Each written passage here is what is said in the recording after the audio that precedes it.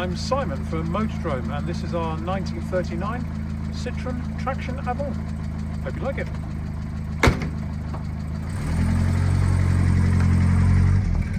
Okay, a quick video of startup and idling on this 1939 Citroen Traction. This one has got an ignition light, which is an aftermarket fit. It's also got an alternator on it. Normally it wouldn't have had that light there. Right, starter button is down here.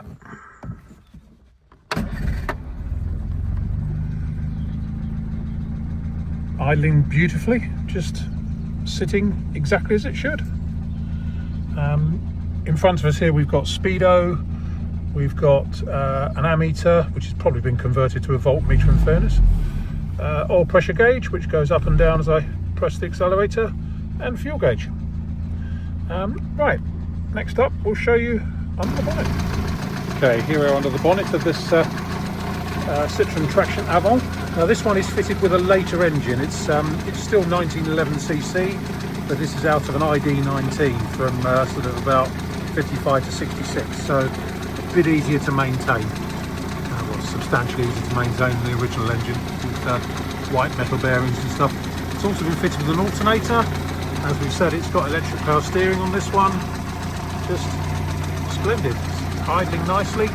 Just doing exactly what it should. Now we'll go around to the other side and show you the other side. Okay, here we are around the other side of the engine, and just performing exactly as you'd hope. That's the engine plate down there that identifies as an ID19 engine.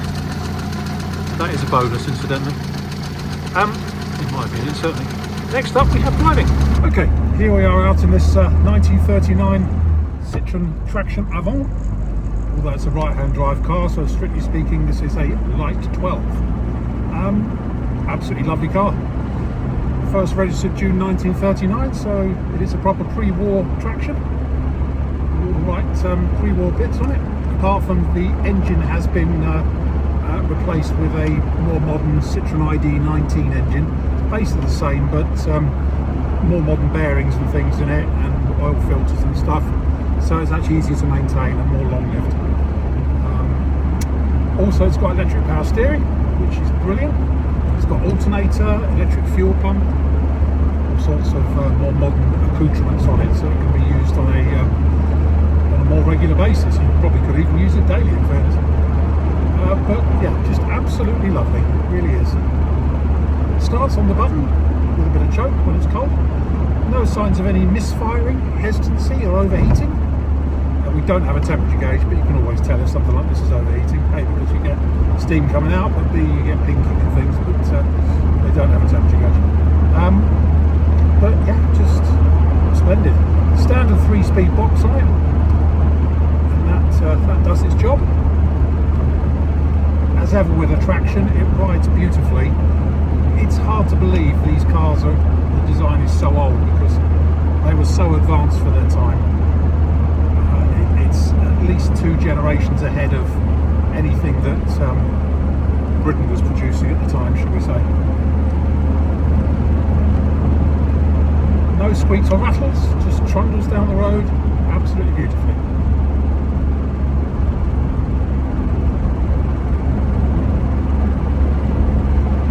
We'll have to brake in a minute to turn right, and excuse me, there's one thing that can catch people out on older cars like this is the braking system, but at least with these they do have hydraulic brakes rather than cable brakes, should we say. Indicators on.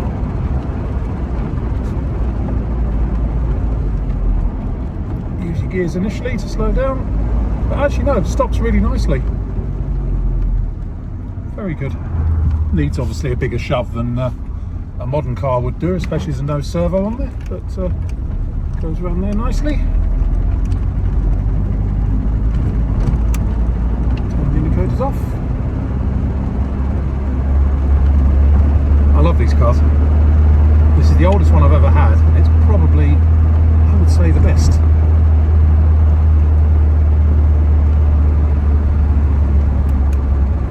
Turn right.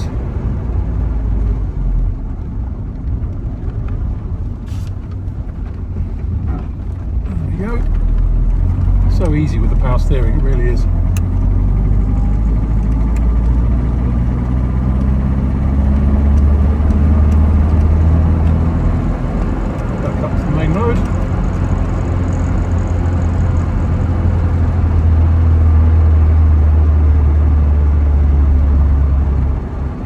smiling when I'm driving this.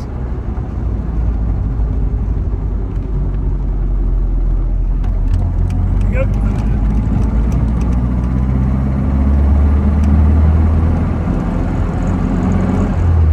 Into top gear. All the instruments are working. Speedo does flicker about a bit. I think that's probably excusable given that it's well over 80 years old. It's showing, I think, 72,000 miles. Probably genuine. Who knows? We have got a massive stack of history with it though, but probably not right back to day one. Fuel gauge is working, ammeter and oil pressure all doing what they should.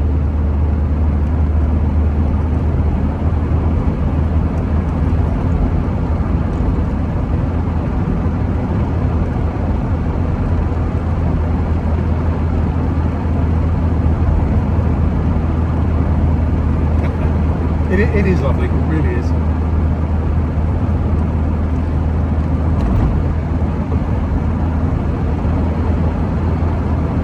And it just trundles along really quite happily. No sports car, obviously.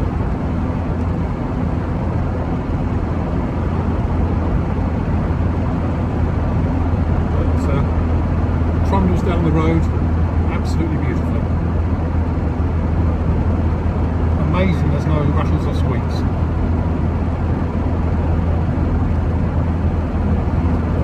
To a really big bump in a minute, which catches a lot of cars out, and it went over that like it didn't exist. They really did know how to design suspension on in the Citroen factory.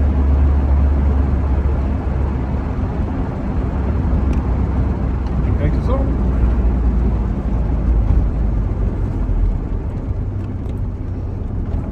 Second.